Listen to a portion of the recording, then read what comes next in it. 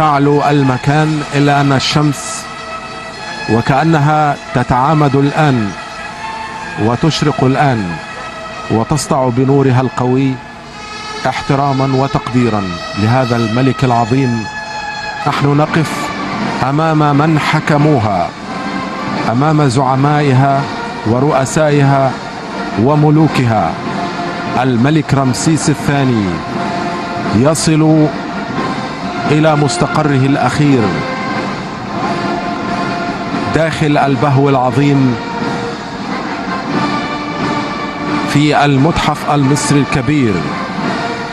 هذا الملك وهو الأقوى والأشهر في التاريخ المصري القديم، والذي حكم مصر قرابة 67 عاما كانت مليئة بالانتصار.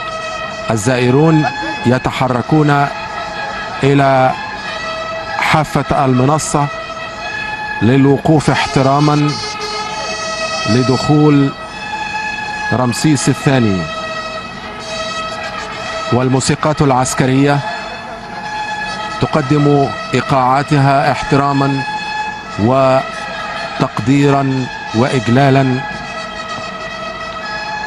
وجوه الوطن تحترم الوطن وتخاف على أهله، يا مش هنسيبك.